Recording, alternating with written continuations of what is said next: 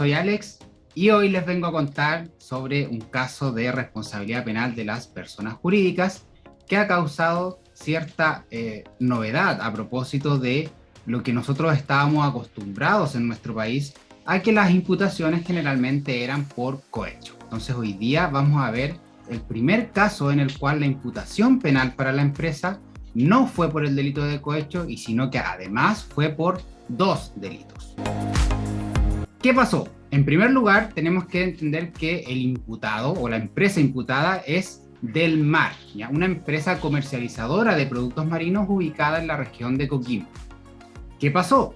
Entre los meses de julio y agosto del 2020, dos representantes legales de esta empresa, concertados con su gerente general, coordinaron procesar, transformar, transportar, comercializar y almacenar pulpo del norte en época de veda. El pulpo del norte fue comprado desde un proveedor en Tocopilla para comercializarlo mediante la empresa, ¿ya? Durante julio del 2020, ¿ya?, en el periodo vigente de veda del pulpito del norte, va a ser nuestro nuevo amigo pulpito del norte, se realizó la conducta para comercializar 1.600 kilos en principio. Pero con fecha 27 de julio, se determinó que la cantidad comercializada en total por esta empresa fue de 11.000 kilos, es decir, casi 12 toneladas.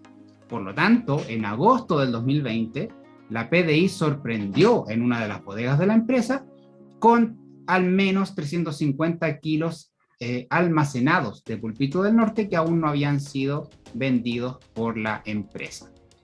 Es preciso señalar que para los efectos de esta sentencia debemos entender que el periodo de veda del pulpito del norte es entre junio y julio de cada año. Además, el gerente general de Empresa del Mar ordenó a los trabajadores de la empresa concurrir a las dependencias de ella en Coquimbo, recordemos, la cual había sido clausurada por deficiencias sanitarias, ya que habían trabajadores contagiados con COVID-19. ¿Qué se le estaba reclamando a esta empresa? ¿Ya? La imputación era por dos delitos: el artículo 139 de la Ley de Pesca y el artículo 318 ter del Código Penal, esto es la inobservancia de aislamiento sanitario obligatorio.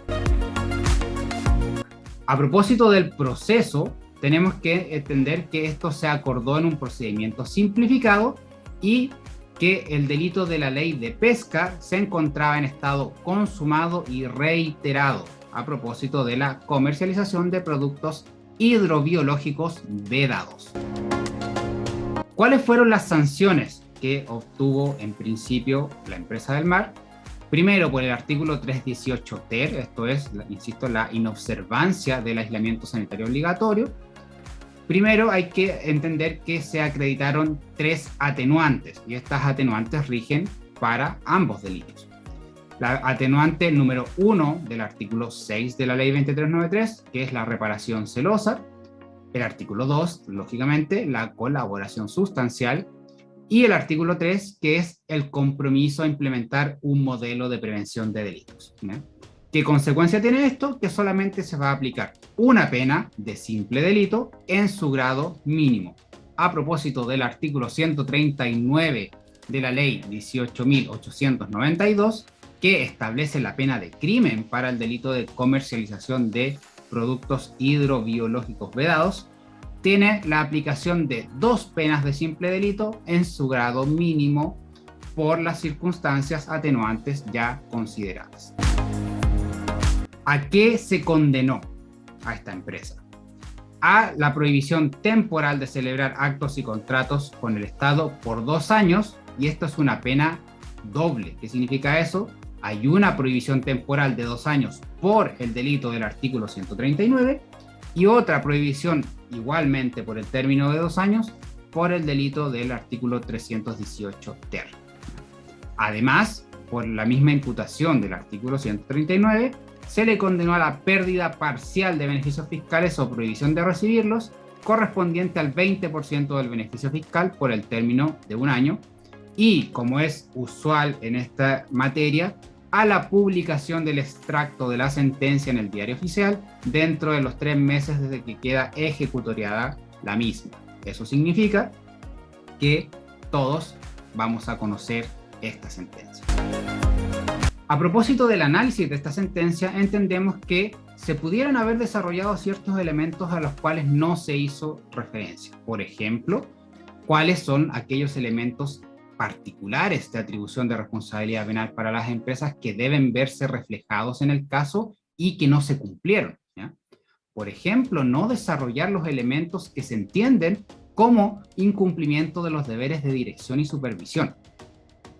Algo bueno que sí tiene la sentencia es que se establece que el requisito del artículo 3º, que es decir, los sujetos relacionados, y que la conducta va en interés inmediato y directo de la empresa, aumentando su patrimonio en aproximadamente 120 millones de pesos, que es el valor comercial del pulpo que se estima se comercializó, ¿ya? Y algo que también se puede hacer una referencia aparte, es que no hay ningún tipo de detalle a propósito de la pena de comiso que debería haberse impuesto por el pulpo incautado en las bodegas de la empresa. Es decir, no se sabe qué pasó, en estricto rigor, con ese pulpo. Si quieres seguir conociendo el mundo de la responsabilidad penal de las personas jurídicas, de los modelos de prevención de delitos y del cumplimiento normativo, suscríbete al canal, síguenos en nuestras redes sociales, dale clic a la campanita para que estés informado cuando subamos más contenido y, por favor, comenta, comparte y déjame en los comentarios si es que quieres que analicemos alguna sentencia o un caso en particular, o si tienes alguna duda a propósito de la Ley 20.393.